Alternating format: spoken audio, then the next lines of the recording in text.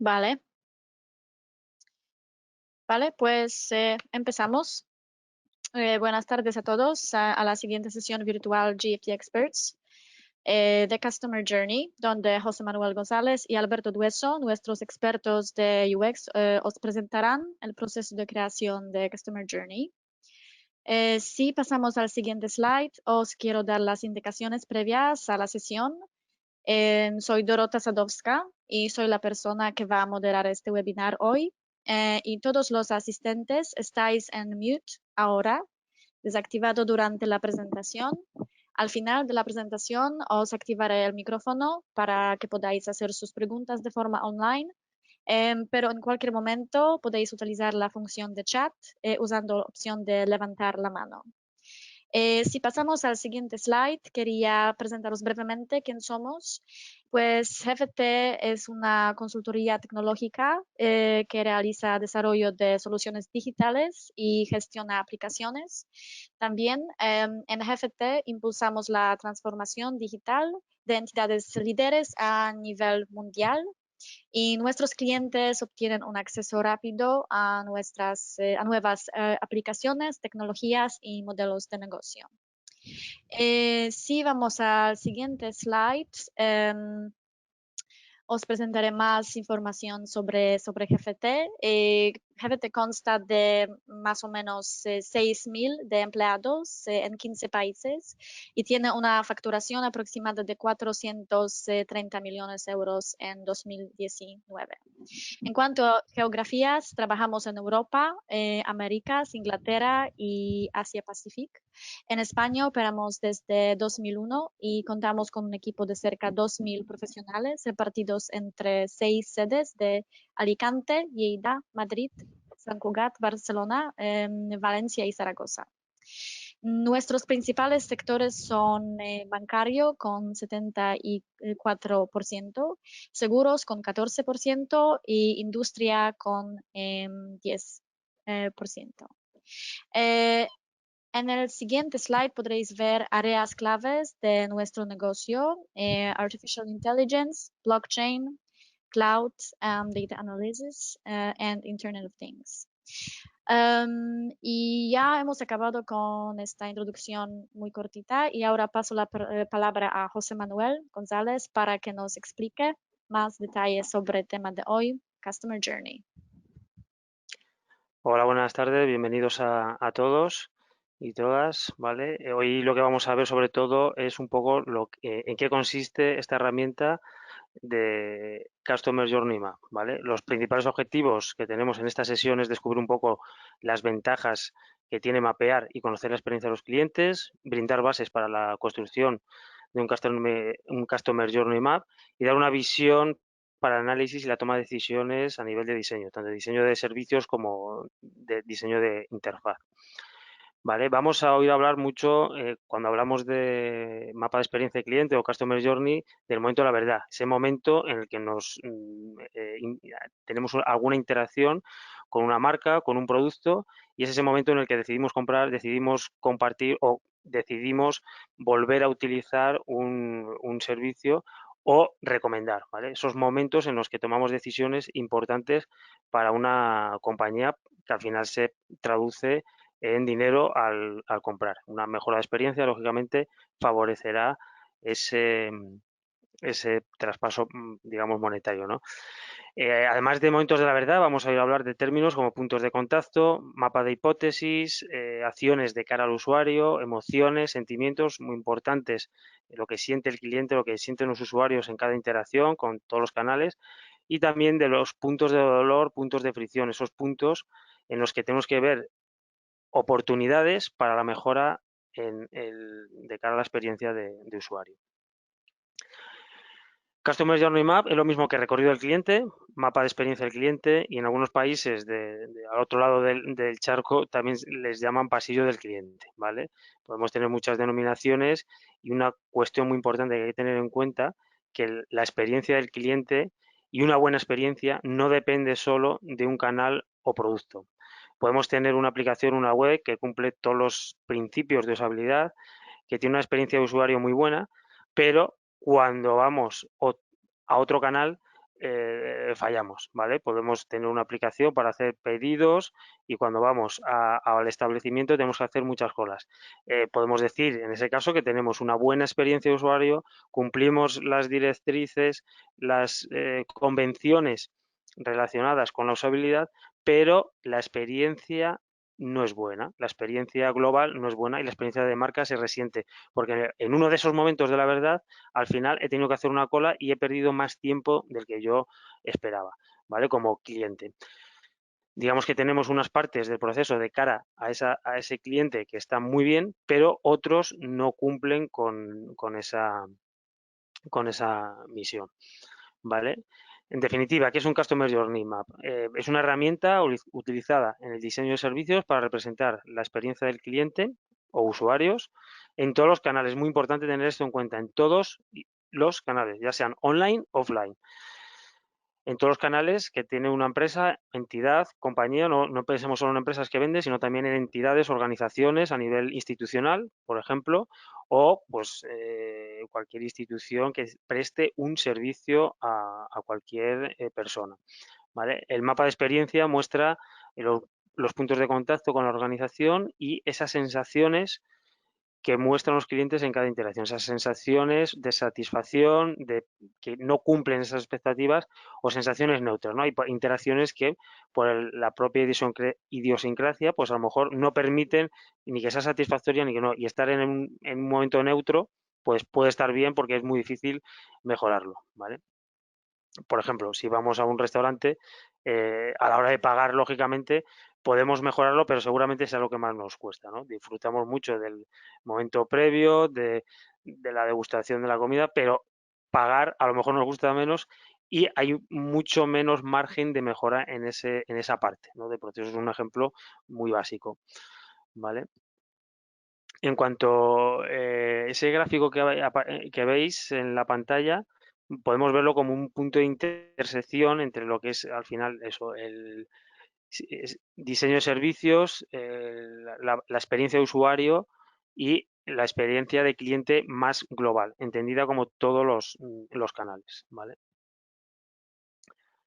Es importante que os quedéis también con que, bueno, un Customer Journey al final no solo es una dinámica o un workshop composite, ¿vale? Se presume mucho de esta técnica, pero a veces ni todos lo hacemos todo lo bien que pudiéramos, ni todas las empresas lo hacen lo bien que se debería hacer, ¿vale? No se aplican a veces metodologías o hay fases de la metodología que no se aplican porque consideramos que conocemos muy bien a nuestros clientes y a veces, pues bueno, nos centramos y parece que solo existe esta dinámica en la que reunimos a las áreas de negocio, nos queda una sesión muy interesante, rellenamos de papel y deposit toda una pared y ya tenemos el Customer Journey. Hay que entender que es algo mucho más, va mucho más allá de esas de lo que es esta fase, que sí que podemos utilizarla como recogida de información, sobre todo a nivel interno, ¿vale? Las ventajas, ¿qué ventajas tiene? Pues bueno, permitir identificar los principales puntos de contacto que impactan en esa experiencia, lo que hay en la parte frontal, ¿vale? De las empresas de cara al cliente, conocer e identificar los momentos de la verdad y los puntos de dolor, esos puntos donde al final se va a resentir esa relación con la marca, hay que verlos como oportunidades de mejora que también vamos a identificar, identificando esas debilidades, esos puntos de dolor y sobre todo conocer esas emociones, qué siente el cliente cuando se enfrenta a un proceso de contratación, a un proceso de baja, a una compra de un bien o servicio. ¿Vale? Al final también es una potente herramienta de comunicación a nivel interno. En una de las fases veremos la importancia de tenerlos y considerar los aliados que tenemos que tener para llevar a cabo y mapear correctamente la experiencia de nuestros clientes. ¿Vale? Al final, si lo hacemos bien, en una de las últimas fases, la visualización de esa narrativa, pues puede hacer que la comunicación eh, la utilicemos para, digamos, ayudar en esa transformación, a poner en esa transformación y poner el foco, si cabe, un poco más en el usuario y en el cliente final, ¿vale? Y que esto lo tenga muy interiorizado todas las empresas. La metodología de base que utilizamos habitualmente cuando nos enfrentamos a proyectos de estas características, bueno, nos basamos mucho en Norman Nielsen, tiene 5 pasos, ¿vale? Aliados y aspiración, investigación interna, la asunción o el mapa de hipótesis, toda la parte de externa, ¿vale? Y luego la narrativa de visualización. En la primera parte, ¿vale? Es muy importante determinar el alcance y los objetivos del proyecto. Hay que tener en cuenta, ¿vale? Que hacer esto en los clientes implica, se necesita mucha implicación por su parte, ¿vale? Muchas áreas, gente que lidere el proyecto y tener esos aliados viene muy bien y además deberían ser aliados que puedan tomar decisiones. Porque hay veces que hay proyectos en los que nos quedamos, hacemos el trabajo, el esfuerzo y luego no se lleva a más allá, no se toman esas decisiones, con lo cual es muy importante esa parte. En esta parte también es muy importante el alcance, que ahora lo vamos a ver con un ejemplo, ¿vale? Es muy importante quién va a percibir esta experiencia que queremos trazar y qué experiencia queremos representar. De ahí el tema del alcance, ¿vale? Y cuando comentamos que hay una implicación muy alta em, por parte de las compañías, en muchas ocasiones nos hemos encontrado que, bueno, pues vamos a una gran compañía, nos mandan a hacer un trabajo de estas características y nos comentan que, bueno, que solo nos ceñimos a la parte digital, que es lo que ellos conocen y lo que ellos pueden conseguir información. Decimos, bueno, pero la parte de call center, que, bueno, ahí vienen un montón de reclamaciones, sugerencias de los clientes y dicen, uy, uy, no, eso no podemos tocarlo porque eso es algo externo, depende de operaciones y nadie nos va a dar datos de eso, con lo cual no nos complicamos la vida y lo hacemos solo la parte digital.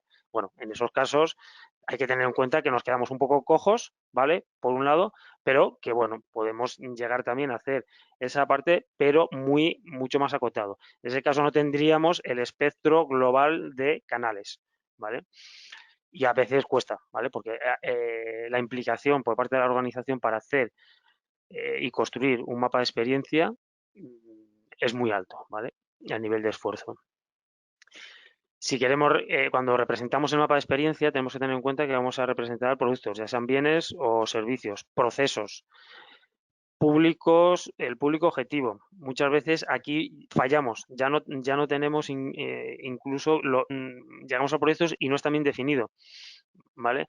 Los momentos, vamos a representar también los momentos de la verdad, esos puntos de contacto, las emociones y esas debilidades y puntos de dolor que nos vamos encontrando. Al final, lo que buscamos son esas oportunidades de mejora, ¿vale? Por poner un ejemplo, pues cuando hablamos de producto, pues a lo mejor lo que queremos medir o trazar la experiencia es del alta de cliente de una cuenta corriente y una tarjeta de débito en una entidad financiera. ¿Qué proceso vamos a medir? Por ejemplo, el onboarding. ¿De cuántas tareas consta ese proceso? ¿Cómo vamos a medir eso y cómo lo vamos a representar? El público objetivo. Llegamos a los proyectos y muchas veces vemos y tenemos que acotar mucho porque normalmente los clientes quieren ser muy ambiciosos y quieren ver las compañías, no, yo me dirijo a todos, ya, pero esto no, tenemos que tener y acotar muy bien ese público objetivo para trazar. Podemos hacer y trazar el mapa de experiencia de varios públicos objetivos. Luego con la herramienta que nos va a enseñar Albert, podemos ver cómo se representaría varios públicos objetivos o cómo se podría representar con una herramienta como la que trabajamos, ¿vale? Para representar y hacer Customer Journeys. Pero tiene que estar desde el principio agotado. ¿Para quién vamos a trazar esa experiencia? ¿Son jóvenes de 25 a 35 años? ¿Son personas que ya están en una edad más madura y están pensando en la jubilación? Bueno, pues todo esto debería estar muy claro porque si no, llegamos al final y tenemos un compendio de cosas que es difícil, a la que es difícil ponerle orden. Esos momentos de la verdad, siempre asociados a ese público objetivo, a ese proceso y a ese producto que tenemos en el alcance. Los puntos de contacto, ¿vale? A lo mejor, si decidimos que el público objetivo son jóvenes de 25 a 35 años, el canal de oficinas para una entidad financiera a lo mejor lo dejamos fuera porque consideramos que ese público objetivo no va a pisar nunca una oficina. Vamos a intentar solucionar y que todos los contactos sean por la aplicación móvil o por un teléfono o la web, con lo cual la oficina la podemos sacar como canal, ¿vale? Por supuesto, vamos a representar esas emociones, esos sentimientos que tenemos en las interacciones con la marca, con el producto, en el proceso, ¿vale? Y vamos a reflejar esas debilidades, siempre asociadas a esos puntos de contacto, a ese público objetivo, a ese proceso y a ese producto. Por eso es muy importante definir bien el alcance. Las oportunidades, aquí lo más importante es luego tomar acciones, que también lo vamos a ver. Es plantear mejoras que mitiguen esos puntos de dolor. El Customer Journey no se acaba con ponerlo bonito. Todo eso que hemos visto en los POSIT lo ponemos muy bonito, algo muy visual. Es una potente herramienta de comunicación, pero esto tiene que continuar, tiene que seguir. El diseño del servicio o el diseño de interfaz o el diseño de lo que esperamos después de esa mejora tiene que continuar y, bueno, no se puede quedar solo en esa visualización, ¿vale? La fase 2 es también es muy importante porque aquí se trata de recoger toda la información ya generada dentro de la compañía.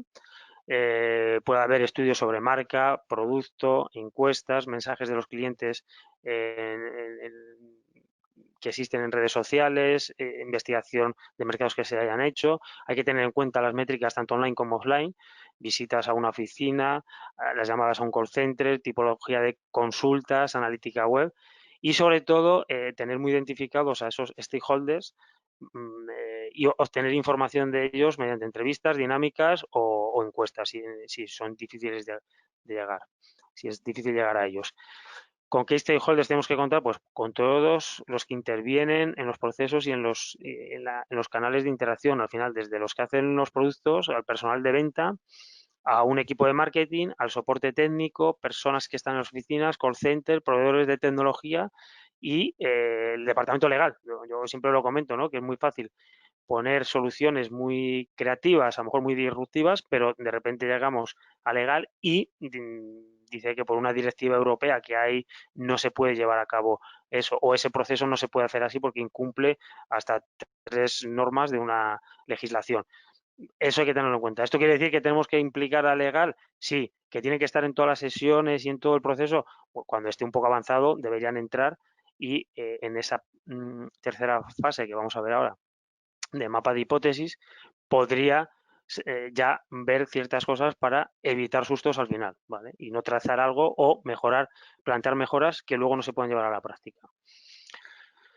En la parte 3 de esta fase es importante realizar una síntesis de esa investigación interna para crear en equipo ese mapa de hipótesis, tener una narración coherente y plantear ese mapa ya con unas primeras ideas de cómo es esa experiencia, ¿vale? Es importante implicar a todos los equipos, ¿vale? Y trasladar esa narrativa a algo visual y donde también se puedan ver y localizar de manera muy rápida esos puntos de fricción. Eso es lo que luego nos va a venir bien para definir adecuadamente la fase de investigación externa.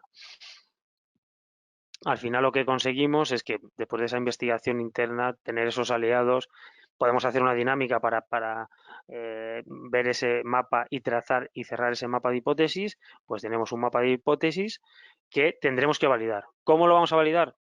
Fase 4 de esta metodología. Con la investigación externa se valida el mapa. ¿Dónde tenemos que poner el foco? En esos huecos, en esos puntos de fricción en el Customer Journey que antes no se veían o no disponemos de datos, ¿vale? Ahí tenemos que poner mucho más el foco, ¿vale? Con esta investigación, al final, ahora vamos a ver una serie de técnicas que se pueden llegar a utilizar, ¿vale? Y bueno, pero tener en cuenta que esta es una de las fases más importantes y muchas veces esta fase o no se contempla en las empresas. No se contempla porque, bueno, ya se tienen o se considera que se tienen estudios suficientes y con lo que saben y conocen las áreas de negocio, marketing, la gente que se dedica a investigación de mercados, ya, bueno, o sea, nos hacemos una idea de cómo es el cliente y dónde están todos los problemas. A veces no hay recursos para esta investigación externa y consideramos que es una de las etapas más importantes, validar ese mapa de hipótesis con investigación externa y sobre todo focalizarla en esos puntos de fricción. A lo mejor no los hay. Hay empresas que trabajan mucho toda la parte y tienen mucho conocimiento de dónde es el cliente. Hay casos a lo mejor en los que sabes que el, el proceso, la interacción con ese canal es mala y lo sabes, no tienes que hacer ninguna investigación porque tú mismo que estás en ese área sabes que tienes que mejorar mucho para parecerte a la competencia o que no haya tantas quejas o que las incidencias se puedan resolver de manera más rápida. ¿Vale? Es importante esta fase. A continuación vemos métodos y técnicas que se pueden utilizar y en qué caso utilizamos más unas que otras, ¿vale? La parte de observación, que al final es un método de recolección de información que permite entender cómo interactúan de manera natural los usuarios, ¿vale? Es muy útil y apropiada para espacios públicos, servicios públicos, donde puedes observar de forma natural cómo se comporta el usuario, si tarda mucho en hacer una tarea en una máquina de autoservicio y si sufre frustración porque no es capaz. Bueno, pues muchas veces ves a la gente que está en el metro, en una estación de cercanías o en el supermercado y no es capaz de pasar un código de barras y se enfada y busca a alguien desesperadamente porque, bueno, pensaba que iba a ser más rápido y justamente luego es lo contrario. Bueno, ese tipo de cosas tiene una ventaja, este tipo de investigación, que es que se produce de una manera natural, ¿vale? El usuario no se siente observado como se siente en otro tipo de estudios, ¿vale? Hacer sombra implica pasar un periodo breve con un usuario experto en un puesto de trabajo para observar cómo es su día a día, ¿vale? Aquí esto lo solemos utilizar mucho para aplicaciones corporativas, pues de entidades financieras, compañías de seguros, pues lo interesante es ver cómo es el día a día de un empleado que va a utilizar una aplicación que tiene que utilizar desde, bueno, como pueda ser un simulador de préstamos, por ejemplo, los hipotecarios, o cualquier otra aplicación de alta o baja de clientes. Ver cómo su día a día te puede ayudar a tomar determinadas decisiones de diseño en la interfaz en la que estás trabajando, ¿vale?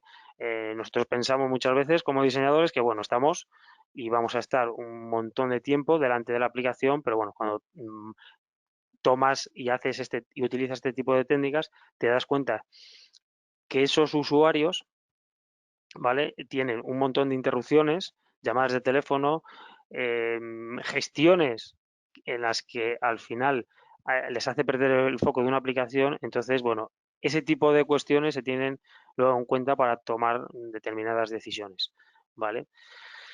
Los diarios pueden también llevarse a ese tipo de, de información, gente que está trabajando con aplicaciones corporativas y que lleven un poco un diario. No tienen por qué ser tampoco, en este caso, se puede utilizar también para usuarios que no sean de aplicaciones de uso intensivo. Y al final es pedirle a los usuarios que participan en esta investigación cualitativa que recojan y capten todos los comportamientos y toda la actividad que van haciendo o teniendo con una marca en un determinado proceso para la contratación o para cualquier otro proceso de una marca. Bueno, las entrevistas, que bueno, sabéis que podemos hacerlas de forma presencial o telefónica, pueden ser estructuradas con un guión o semiestructuradas y esta técnica es muy recomendable para obtener eh, información cualitativa que puede ser muy interesante para luego también tomar decisiones, ¿vale? Las dinámicas de grupo, al final también se obtiene información cualitativa y es muy importante porque obtenemos opiniones y actitudes de usuarios respecto a un producto y al final también aquí al interactuar con más personas suelen salir cuestiones, por ejemplo, de la competencia que a lo mejor en una entrevista individual es más difícil, ¿vale? Entonces, siempre en una dinámica de grupo alguien sugiere alguna solución o algunas cosas que están bien o mal de empresas de la competencia o no tienen por qué ser de la competencia, que funcionan muy bien, te lo explican y el resto del grupo se anima y van saliendo más cosas. Bueno, pues te pueden dar ideas también de cosas que luego se pueden llevar a un determinado proceso y como mejora, ¿vale? Las dinámicas de co-creación.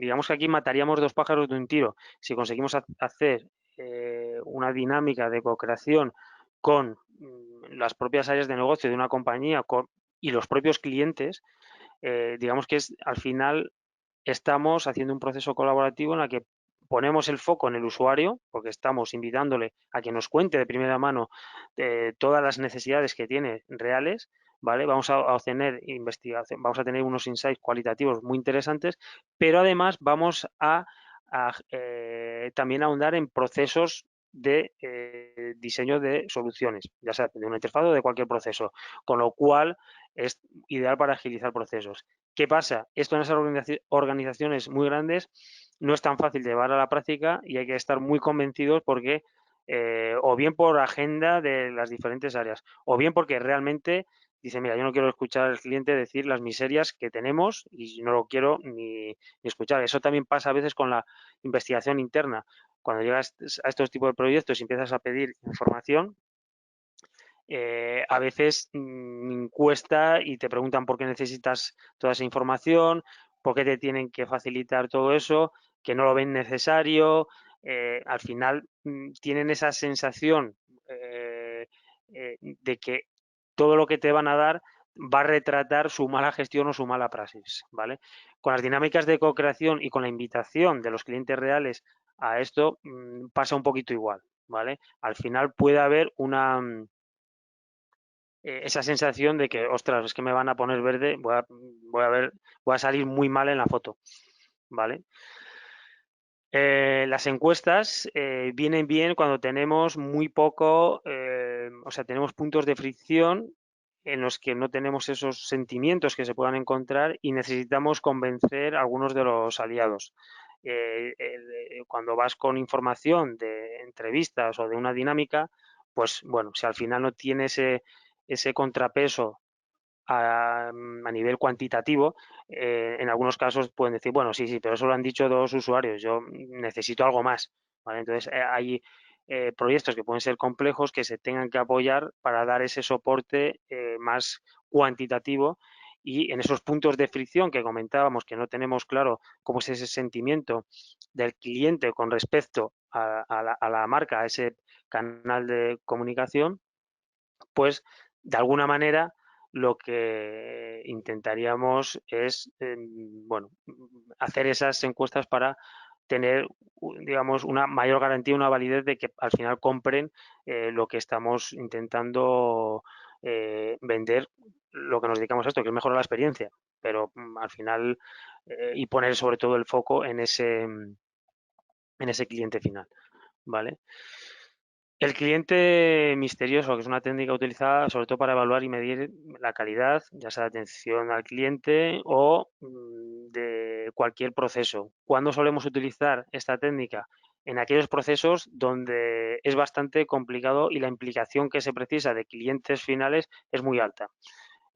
Por ejemplo, si quiero medir o el proceso de compra o de contratación de un servicio complejo como es hacerme cliente de un banco nuevo, o la información de una hipoteca, hay determinados procesos como esos que requieren un esfuerzo muy grande. ¿Vale? Entonces, lo que se suele hacer es simular ese proceso, ¿vale? Porque la implicación es grande y además en el caso de que haya usuarios que tengas que se hayan registrado o que hayan sido clientes hace poco, puede que la memoria sea frágil y no consigas la información que tienes, que estás buscando, salvo que el proceso ya ha sido desastroso y entonces lo tenga muy reciente y se acuerde y dice, uff, me trataron fatal, la experiencia fue muy mala o sea extraordinariamente bueno. Lo normal en esos casos, cuando le haces a clientes que han tenido que pasar por un proceso hace un tiempo, tener que recordar tanto va a ser complicado. Y aquí hay procesos en los que a lo mejor tienes que aportar documentación. Si estamos hablando de darte de alta en un banco que es solo online, a lo mejor tienes que dar el certificado electrónico y todo ese proceso, si ha pasado hace 6 meses, a lo mejor como usuario, como cliente, ya no te acuerdas, salvo que haya sido muy malo, ya os comento. Entonces, aquí se suele utilizar esa técnica que aquí profesionales pues bueno, al final lo que te permite es ver el proceso in situ y también poder mejorar y ver todos los insights que vas obteniendo de esa interacción con los canales. Hay que tener cuidado aquí porque en atención al cliente, en, en proyectos en los que se quiere acortar mucho los plazos, ¿vale? De alguna manera hay que tener en cuenta que puedes meter la pata y te pueden pillar muy rápido, ¿vale? Y he estado en algún proyecto de estas características en el que al final, por correr mucho, pues se dan cuenta que estás haciendo un mystery shopping y, bueno, se viene al traste todo el estudio, ¿vale? Hay que tener cuidado con los tiempos, con las franjas horarias en las que lo haces y con las personas al final que lo llevan a, a cabo, ¿vale? ¿De dónde podemos obtener también información? De redes sociales. Con las herramientas de monitorización, al final conseguimos y recogemos y podemos cuantificar y clasificar ese sentimiento positivo o negativo, ¿vale? Relativo a una empresa, marca o producto. La información puede proceder de redes sociales, foros especializados, blogs, comentarios.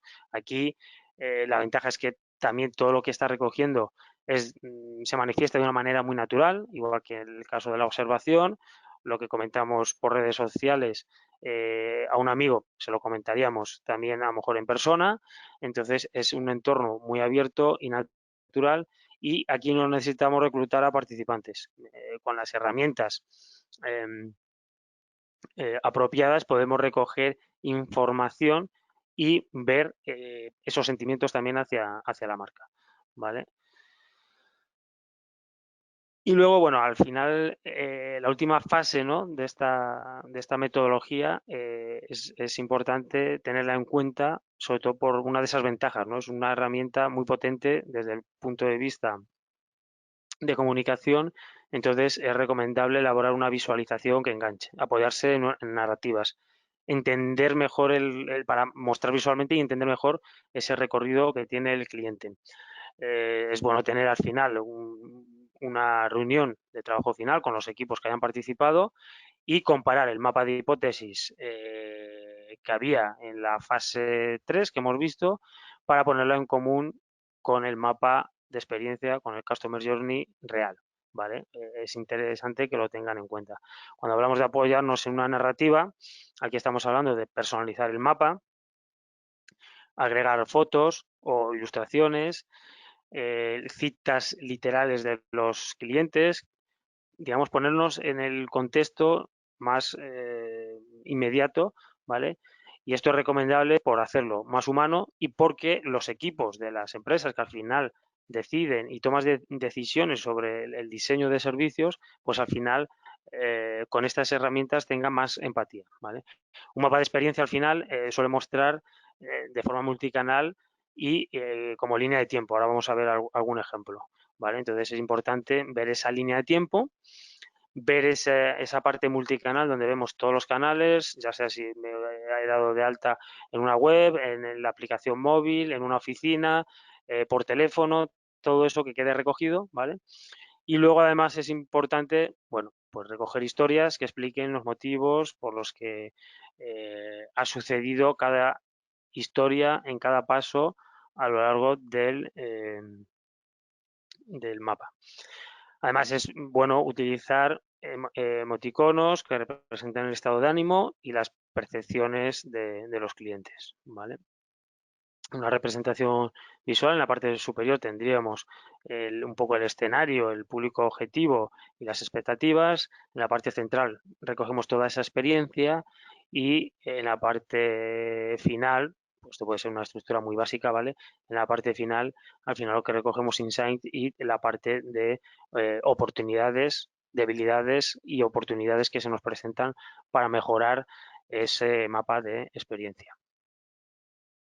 Aquí tienes un ejemplo, ¿vale? Y ahora Albert profundizará en esto. Y bueno, veis aquí se han utilizado ilustraciones, ¿vale? Ahora vamos a entrar en la herramienta también. Y bueno, se han utilizado ilustraciones. Estas líneas que veis aquí suponen esas emociones que va teniendo el público objetivo. Aquí tenemos dos públicos representados, dos públicos objetivos diferentes, ¿vale? Con lo cual tengo dos líneas y voy viendo los altos y bajos que voy teniendo. En este caso es una escala. Entonces, por el medio estoy en neutro en esa interacción con la marca producto o servicio.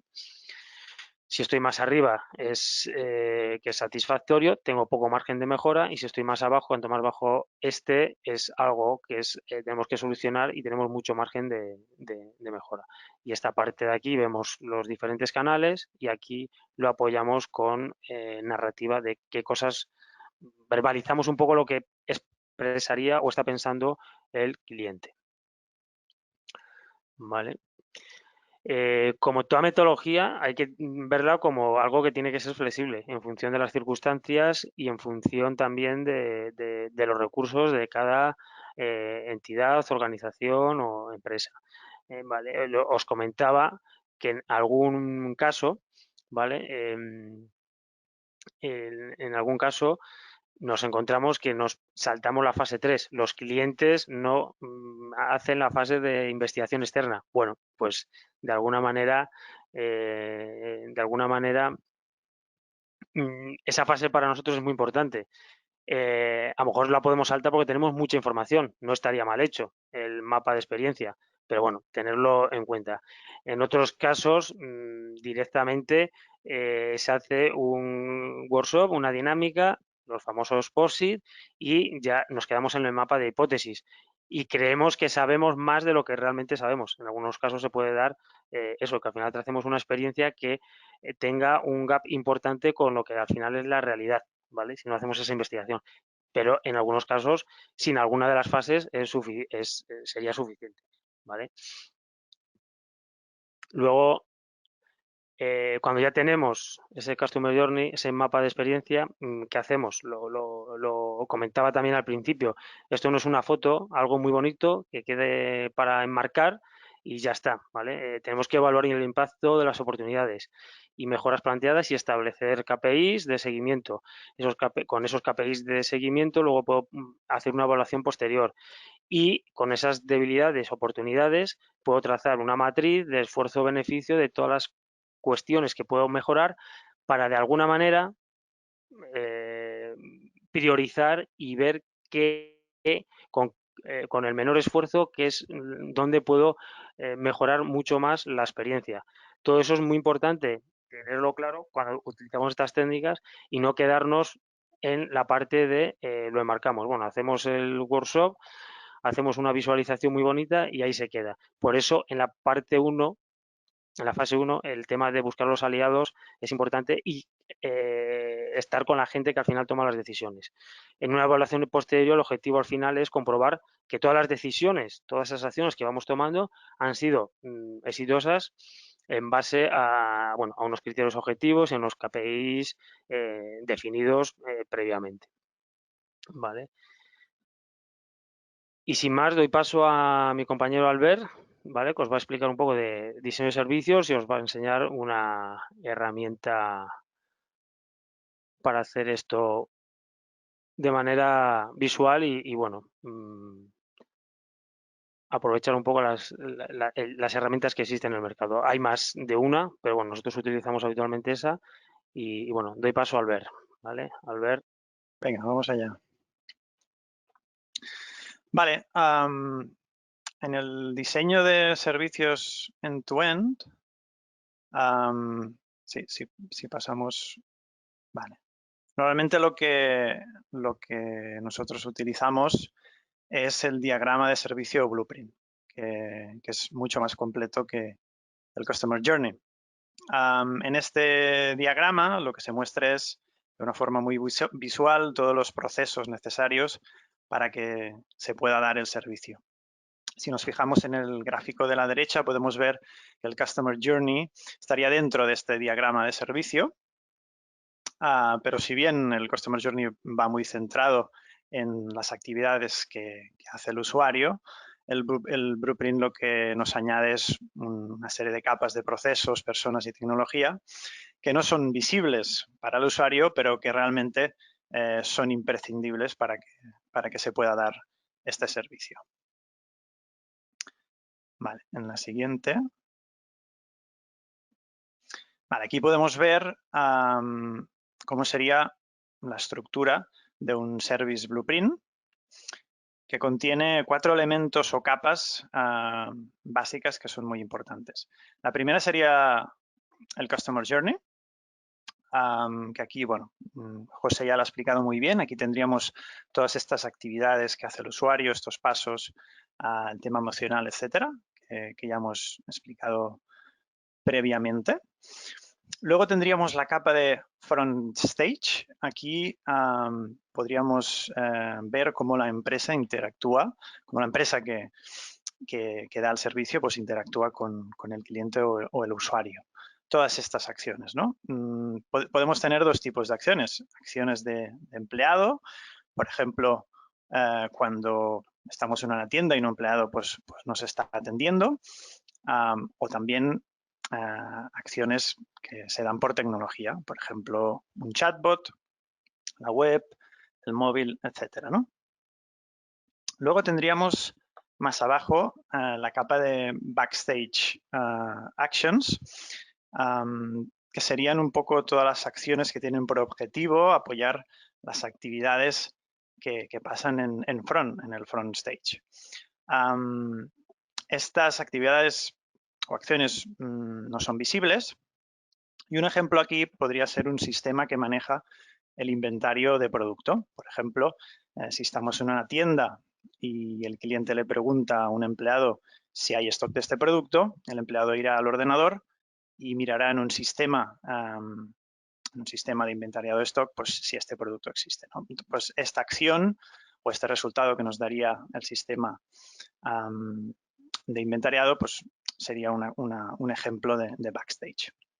Finalmente, la cuarta capa sería la de procesos de soporte.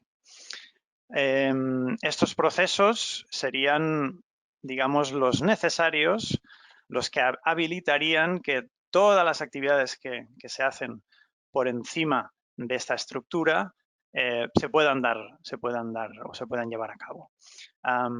Un ejemplo que creo que es muy claro podría ser el repostaje de gasolina de un avión, ¿no? Si estamos en un caso de uso de un viaje de avión, digamos que sin este proceso de soporte, de repostaje de combustible, todo el servicio a bordo que se ofrecería al cliente pues no podría pasar, ¿no? Entonces, bueno, esto sería un ejemplo. Y también podemos ver arriba del todo la capa de evidencias, que bueno, aquí si es necesario también se puede incluir, no sería una de las imprescindibles, y serían todas las evidencias físicas que como resultado de las interacciones de cliente con el servicio. Por ejemplo, pues tickets, recibos, cosas que se imprimen, tarjetas de crédito que se tienen que usar en el proceso, etcétera, etcétera.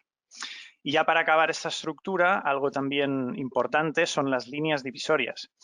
La primera línea, empezando desde arriba, sería la línea de interacción. Aquí es donde pasa toda la interacción entre cliente y empresa. Luego tenemos la línea de visibilidad. Esta nos marca que, bueno, a partir de esta línea y hacia abajo, todas las acciones ya no son visibles para el usuario. Y luego la línea de procesos internos, como hemos dicho previamente, pues serían todos los procesos que dan soporte a las actividades que tenemos por arriba. Vale. Y a continuación voy a mostrar un ejemplo dentro de la herramienta de Smaply. Entonces vamos a cambiar.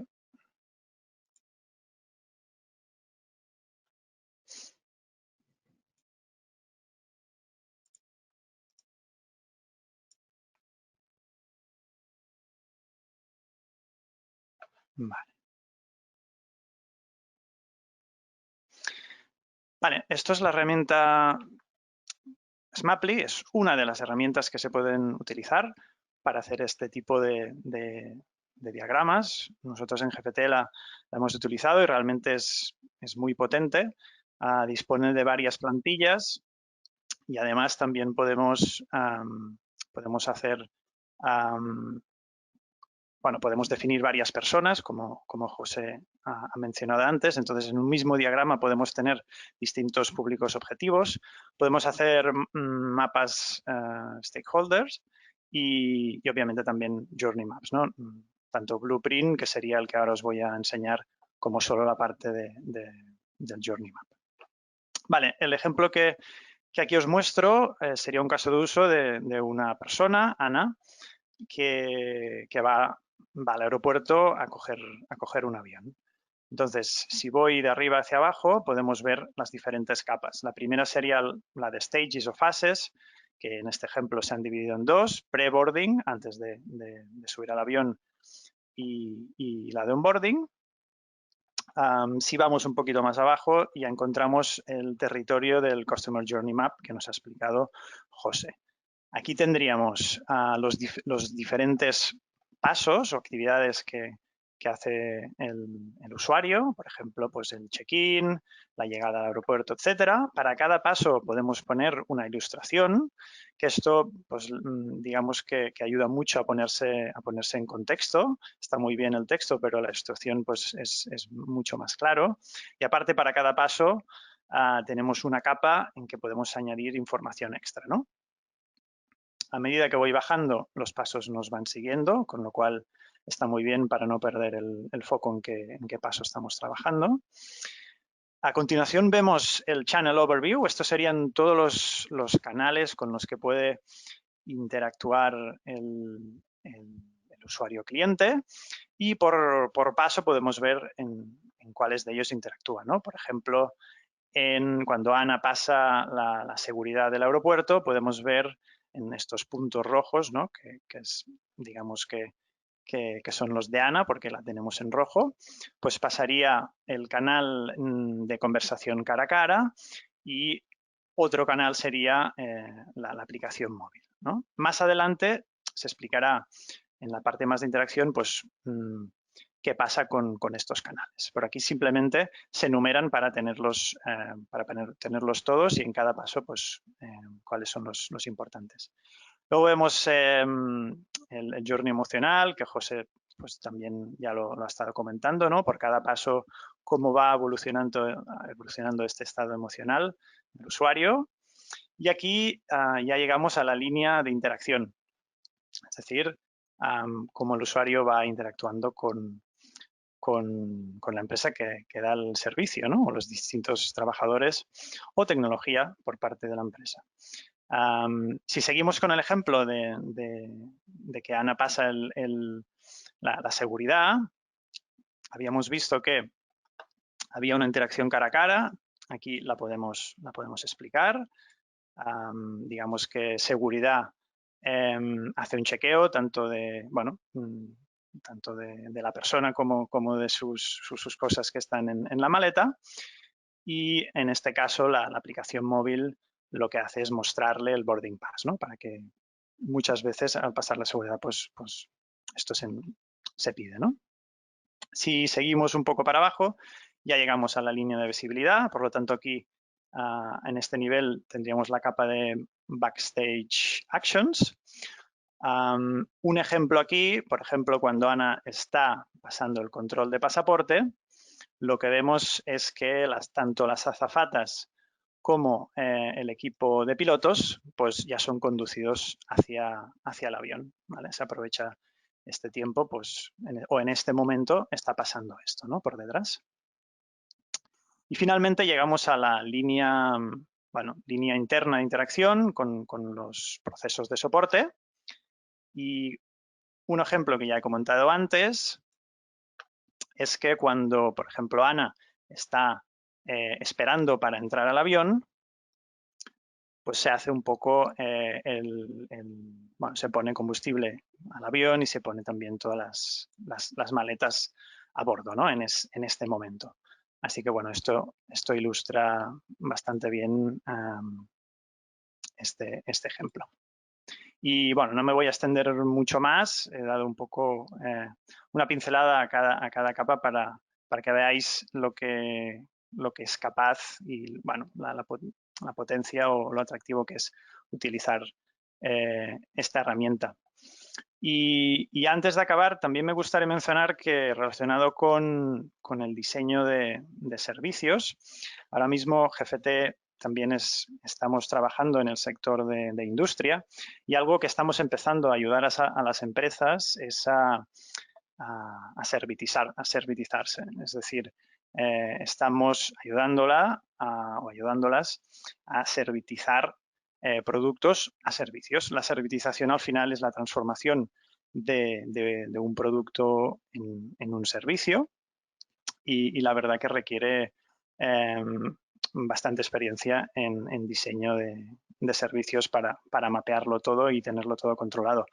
Un ejemplo de servitización que ya está en el mercado es una empresa que está fabricando zapatillas de correr, de atletismo.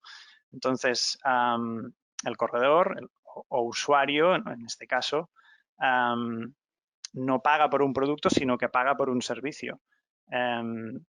Digamos que se le envía estas zapatillas y cada mes tiene una cuota mensual donde, bueno, cada mes se va pagando y es un pago por uso. Cuando estas zapatillas ya no están en buen uso, se devuelven a la empresa y se le mandan otras, ¿no? Entonces, el usuario solo se preocupa por usar este producto, pero digamos como si fuera un servicio. Y por mi parte ya estaría. No sé si, José, ¿quieres añadir alguna cosa más? No, dejamos paso a las preguntas si las hay y dar las gracias a todos los asistentes. Eso, muchas Dorota. gracias. Sí, muchas gracias, Alberto y José. Y ahora tenemos tiempo para preguntas, si alguien quiere.